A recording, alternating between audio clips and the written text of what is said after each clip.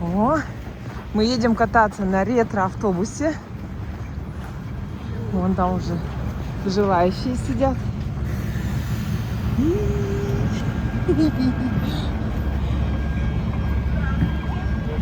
Это папочкины, да? Здравствуйте. Так, присаживайтесь.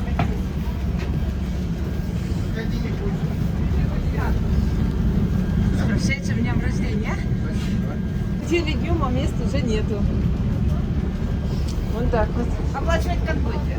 Карточка. Так, нам вот выдали такие билетики. Всем. А, нет. Илюша, где твой билетик? Вот. А там же еще могут, может быть, счастливый билетик? Да, нет такого нет. А, нету, да? А, без номера. Мы зайцы. Русских билетиков. Вот. Ага. Хоп. Вот такой вид. Ага. Пионер-вожатая, которая будет разруливать все вопросы. Алена. Всех благ с наступающим с наступившим Новым годом, с наступающим Рождеством. Всего хорошего вам и вашим семьям. Начинаем наш вечерний променад. Так. Ну что, отправляемся. Следующая остановка – Солнечное завтра. Поздравляю всех с наступившим Новым годом. Приветствуем в салоне нашего ретро-автобуса. За рулем автобуса классиков Иван Николаевич. Именно тот человек, который восстановил автобус с нуля. Кто читает нашу страничку, как все начиналось в сообществе, продолжайте читать, и вы увидите, как все восстанавливалось, как все происходило, сколько сил, энергии и неимоверных моральных сил это все потребовалось. Меня зовут Алена, я буду вас развлекать своими разговорами всю эту поездку. Итак, мы находимся в общественном транспорте. Первое – это соблюдайте правила безопасности в общественном транспорте. Вставать без разрешения и перемещаться не рекомендуется. Сумки в салон не ставим. Громко не говорим, не мешаем, но хорошее настроение, веселые комментарии, можете рассказывать даже свои истории. Итак, этот автобус многим знаком как родной дом, потому что поездки на работу, поездки в школу, поездки на секцию, поездки к дедушке или к бабушке. Автобус ЛиАЗ-677, модель эта выпускалась с 1967 года по 1994 год. Всего за этот период было выпущено порядка 200 тысяч. Точно цифра неизвестна, потому что основная, конечно, масса выпускалась на Ликинском автомобильном заводе в Подмосковье, но и были еще другие площадки. Планировался даже выпуск за Уралом. С чего же все начиналось? И почему эта модель именно такая массово пользовалась популярностью? Самое главное, чем отличается этот автобус и отличался на тот период, это, конечно, автоматическая коробка передач. И что самое интересное, мы знаем, ну, по крайней мере, чисто хотя бы как, вот я как профан догадываюсь, что коробка передач должна быть рядом с двигателем. Но в этой модели все по-другому. И где она волшебная находится, в конце нашей поездки Иван Николаевич покажет. Итак, автоматическая коробка передач, мягкая пневмоподвеска, накопительная задняя площадка, широкий просторный салон, большие окна. Все это отличает эту модель автобуса ЛиАЗ-677. Мы с вами находимся в модели городского ЛиАЗа. Именно потому что находится по левой стороне 4 одноместных сиденья. Вместимость этого автобуса 25 пассажирских мест, 55 стоячих, минимальное количество 80 пассажирских мест, максимально допустимое 110. Но если вы вспомните те времена, то, как говорят сами водители, вмещалось до 160 человек. Особенно если вспомнить рейсовые маршруты. Маршруты, когда люди ехали на работу в битком забитых автобусах, до 160 человек вмещал этот автобус. Пригородная модель, у нее все места двухместные. И сзади накопительной площадки не было, там стояли сиденья. Естественно, и вместимость этих автобусов была менее, чем вот это. Эти автобусы в народе называли по-разному. И луноход, и скотовоз, и стаместник. А у нас он носит ласковое имя Лунтик. Иван Николаевич дает возможность всем желающим пофотографироваться не только в салоне, не только рядом с автобусом на улице, но и забраться в кабину водителя и сделать фотографию именно за рулем этого легендарного автобуса. Мастер-класс, лайфхак. Как прикомпостировать. Опа. Вот и все. 4 дырочки, ага. Отмечено. Сейчас я Диму тоже от зайца. Не хочу, чтобы он проехал. Опа. Так это штучка такая. Аня, иди. Все, я тебя прикомпостировала.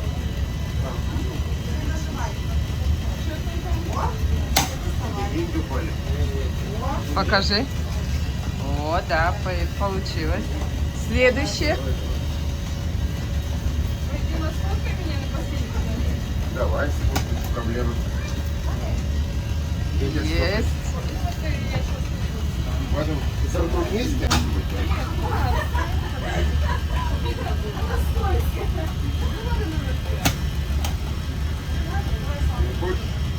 Все есть.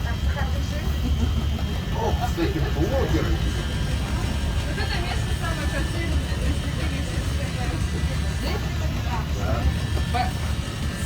заснимите наше козырное место.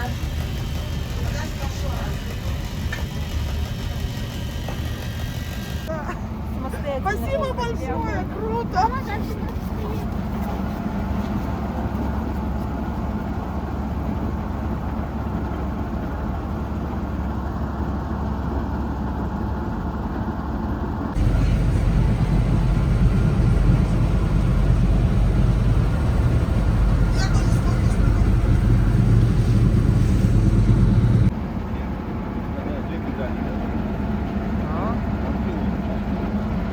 Анюта.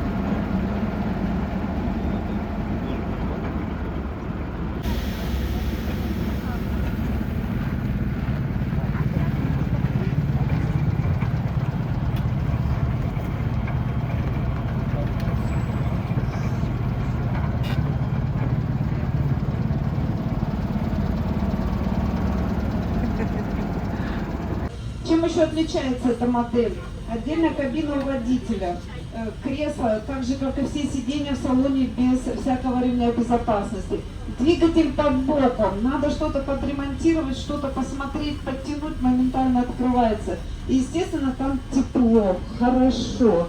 Еще хочу сказать, что в конце поездки вас ждут сладкие подарки. Иван Николаевич приобрел его на разборке у нас в Ухте за 300 рублей. Это натурально именно тоже с такого же автобуса. Итак, мы с вами продолжаем двигаться по улочкам нашей Ухты. Это улица Октябрьская, одна из старейших улиц города. Первоначально она носила название 20 лет октября, а потом была переименована в улицу Октябрьскую. Сейчас по левую сторону мы будем проезжать знаменитое здание. Здесь размещалась первоначально контора Ухт-Иш-Печлага. Нам он более знаком как здание Ухта-банка. Когда здесь располагался Ухта-банк, именно здесь хранился герб Республики Коми, инкрустирован драгоценными камнями, которые были добыты на территории ухтинских месторождений. По левую сторону бывший Дом культуры имени Косолапкина. В 1992 году он был передан церкви. Это действующий храм. Там проходит богослужение. Октябрьская площадь наша, за ней памятник Пушкина. Я просто хочу, чтобы акцентрировать строящегося города. Это было место притяжения всех ухтинцев. Именно помнят ее все горожане. Именно отсюда уходили на фронт. Сюда возвращались, здесь праздновали победу в 1945 году. Сейчас мы с вами подъезжаем. Площадь связи, она небольшая. Ее управляет дом связи с левой стороны. Старожилы говорят, что когда-то на этом месте был старый автовокзал. Дом связи был изначально построен, вот если мы сейчас смотрим с левого угла до этого центрального входа, вот он был такой половинчатый. И только позже он был уже достроен в правую сторону. А уже позже, когда сталинский ампиризм ушел, уже был построен вот этот главпочтамт, он так не очень хорошо вписался в ансамбль этой части города. Техникум открыт после войны сразу. Здание очень изумительное, также все в стиле нашей архитектуры старой части города. Именно здесь, вот от остановочки, стоит знак «Нулевой километр». Здесь уже начинается улица Мира. С правой стороны наш монументальный знак «Вечный огонь». В мае 2025 года здесь был установлен танк ИС-3 Иосиф Сталин. Он полностью демилитаризован и установлен был у нас на постаменте. Сейчас хочу спросить тех, кто хоть чуть-чуть знаком с историей города, какая скульптура стояла на конце улицы Мира? Была установлена 57-58 год. Вспоминаем по фотографиям. Я сама ее не застала. Мир, мир. Глобус, миру, мир. Глобус раз. Миру, Что мир. еще? Миру, мир. Миру, мир два. Вот. Я когда стала рассматривать фотографию ближе, ну, естественно, про нее там написано, но что самое интересное, двое мужчин держат глобус, он обрамлен, на 5 языках было написано «Миру, мир», русский, английский, немецкий, французский, чешский. Сейчас мы с вами повернули на улицу Вдинскую. Почему я вспомнила эту скульптуру? Мы сейчас прокатимся с вами до железнодорожного вокзала. Сейчас мы вас провезем по мостику, по которому я не думаю, что кто-то ездил на автобусе, может быть, только на личном транспорте. Именно здесь, и последняя буковка А, она прям вот так вот разными цветами радуги переливается. Очень красивый, конечно, вид этой конструкции. Есть туда транспорта нашего масштаба не очень удобен, там развернуться невозможно, там стоит шлагбаум. Это одна из причин, почему мы туда не ездим. 21 августа вон Ухта видно как. 1929 года экспедиция ОГПУ в составе 125 человек высадилась. Именно с этого момента образовался поселок Чебью, который в 1943 году получил статус города Ухта. Экспедиция, которая прибыла, я еще раз сказала, 125 человек. В ее составе были заключенные, как политзаключенные, так и уголовно заключенные. В том числе были вольно-наемные и охрана. В начале 30-х годов, 31-32 год, вот на месте нынешнего НПЗ уже стояло 3 нефтехранилища. Наш нефтеперерабатывающий завод первую свою продукцию выпустил в 1934 году. К началу Великой Отечественной войны уже был налажен выпуск масел и смазки для техники, не замерзающей при низких температурах. Огромный вклад для нашей страны. Вы знаете, что, во-первых, немецкая техника замерзала, а наша техника продолжала работать. И именно благодаря продукции нашего Ухтинского нефтеперерабатывающего завода. Сейчас вот остановились буквально месяца-полтора назад, открыли стелу здесь вот с надписями фамилии всех работников Ухтинского нефтеперерабатывающего завода, которые и трудились на самом заводе, и которые воевали на фронтах Великой Отечественной войны. Я надеюсь, что у нас таких появится побольше. Это еще лишний раз подчеркивает, что Лукойл не заботится о своих работниках. 1929 года высаживается экспедиция. Через 2 дня на месте высадки экспедиции ставится, сарай Это была механическая мастерская. Первоначально на нем работало на ней 6 человек. К началу 30-х годов в этой мастерской работало уже 100 человек. Позже получила статус механического завода. За периоды с 60 по 80-е годы на заводе работал штат 1000 человек. Может быть, уже нет многих тех работников, которые работали, но я хочу сказать, что это лишний повод вспомнить и гордиться нашей Ухтой. Это не просто город разведчиков-геологов, это еще и город великих тружеников. Знак серп и молот, и там впереди работников завода тоже. Так, главный вопрос. Чем славился наш Ухтинский механический завод? Какую продукцию он выпускал? Кран. Молодец! Замечательно. Причем женщины вот отличаются вообще знаниями. Именно на нашем Ухтинском механическом заводе было налажено производство башенных кранов, работающих при низких температурах до минус 60 градусов. Теплая кабина крановщика, поворотные механизмы, которые работали в тяжелейших климатических условиях. От Сахалина до Воркуты все объекты строительства, дома, заводы были построены с использованием башенных кранов, производимых именно на нашем Ухтинском механическом заводе. Сейчас мы с вами едем по улице Севастопольской. Она небольшая, раньше она называлась Нефтяная, но в 50-х годах переименовали, дали ей название Севастопольская.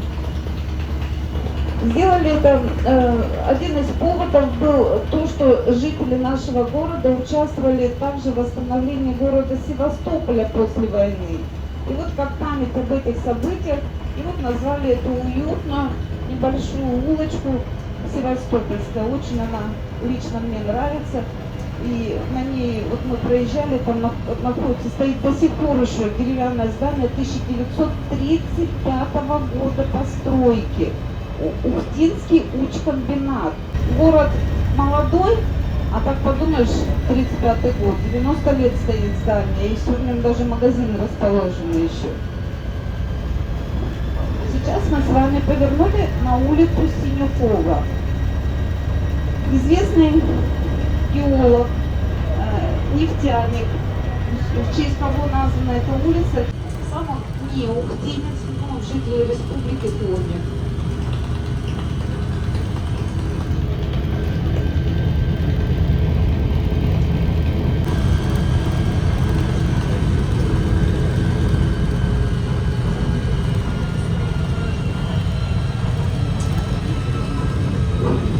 Поворачиваем с вами на проспект Космонавтов. Проспект Космонавтов самый широкий в нашем городе. И снова вопрос. Кто помнит, какой знак стоял возле училища номер 30 на пригорке, смотрел на роддом и на центральную входную группу училища 30? Колесо какое-то, шестеренка. Вот. Я не знаю, ты вообще молодец. И еще? Правильно, сложно вспомнить. В то время в училищах все, кто занимался спортом, входили в общество трудовые резервы. Именно этот знак и стоял. Шестереночка и внутри буквы ТР, трудовые резервы. Мы еще помним, а уже еще чуть-чуть немного времени, никто не вспомнит об этом. Вот по левой стороне идет вот это районы, их когда стали застраивать хрущевочки, называли по аналогии с Москвой Новые Черемушки. Ну, в Москве там началось это все от деревни Черемушки, и у них новостройки Новые Черемушки назывались. А у нас по аналогии с Москвой. Вот здесь и потом будет продолжаться также за Перекрестным. Чем отличались эти дворы? Они отличались тем, что сразу засаживались деревьями, обустраивались площадки, ставили скамеечки, жили все дружно, переезжали целыми улицами. И такие вот уютные места, и так по-доброму называли Новые Черемушки. Проспект Ленина первоначально носил название проспект Ильича, были Дом культуры, Дом пионеров, дом молодежи. А сейчас у нас дворец культуры, дворец бракосочетания. Правильно, спасли, уложили, с утра накормили, еще и одели в чистую одежду. Понимаете, какое отношение было? То есть поликлиника наша взрослая, напротив нее детская поликлиника, рядом глазной центр, единственный в республике Коми. На открытие его приезжал сам профессор Федоров. До сих пор функционируют, делают операции. И дальше наша грязелечебница. Грязь, которая используется при процедурах в грязелечебнице, такая же по своим показателям, как и Синтуки-17. Но сам факт того, что наше подземное озеро дает такие замечательные грязи лечебными свойствами.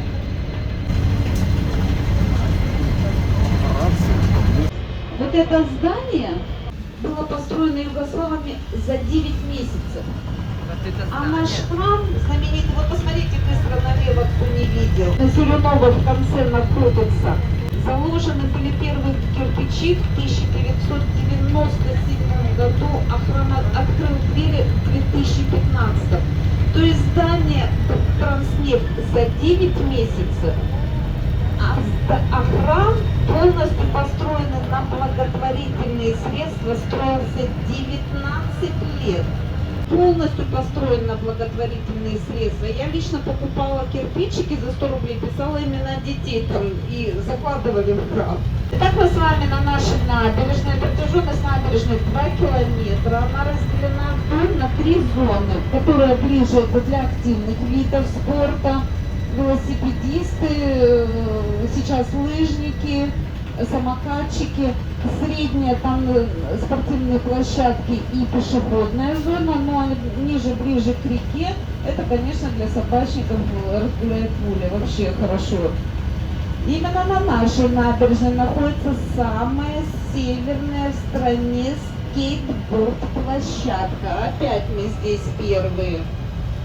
Спасибо Александру Говоровскому, что он закончил этот проект. Вот еще вот следующую зону собираются к концу года открыть. Ну, посмотрим там, что будет.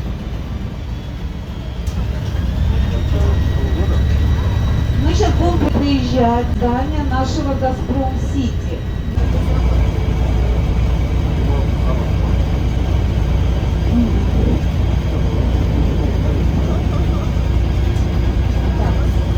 Еще один памятник. Он установлен, это Прометея с севера, положен музей Газпром-Трансгаз Ухта. Газпром-Трансгаз Ухта проводит у себя экскурсии бесплатные, но, к сожалению, они проходят только в рабочие дни, там всегда надо записываться. Достаточно мест, которые можно посетить в Ухте, в том числе это наш краеведческий музей, который расширил сейчас свои залы. Вернулись мы снова на проспект Ленина. Наша поездка заканчивается. Мы желаем вам всего хорошего в наступившем новом году. Не торопитесь, выходите из салона. Вначале я вам раздам всем конфетки, а потом Иван Николаевич покажет вам, где находится та самая автоматическая коробка передач. И каким образом все-таки это все работает в этом автобусе. На самом деле все очень просто. Сидите, не вставайте.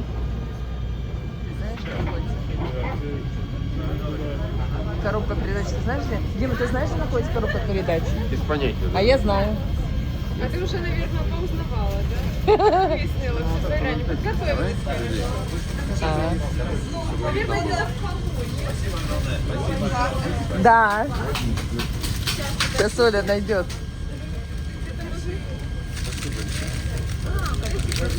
раз, второй.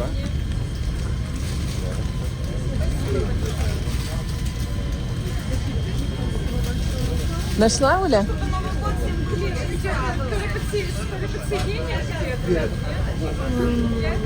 Скорее всего, возле заднего моста. Да.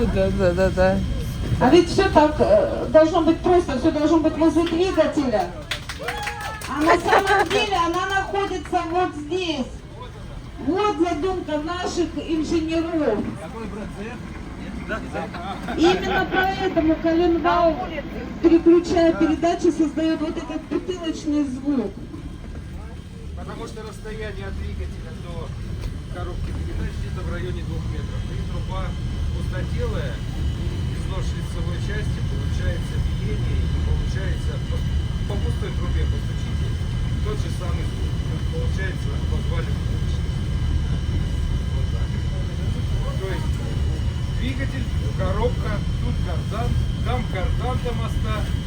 И поехали. Все, спасибо. Всего вам хорошего.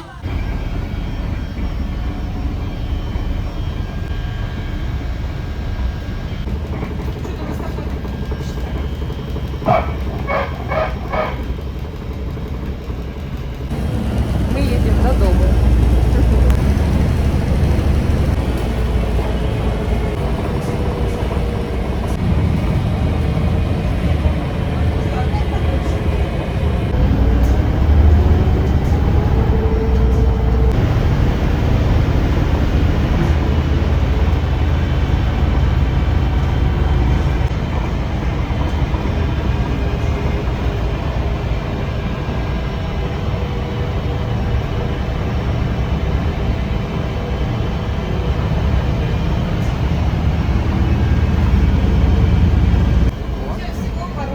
Все, спасибо вам большое.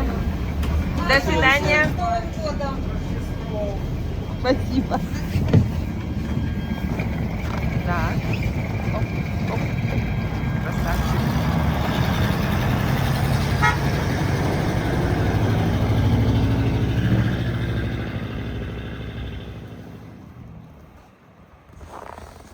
Ой, куда мы окунулись?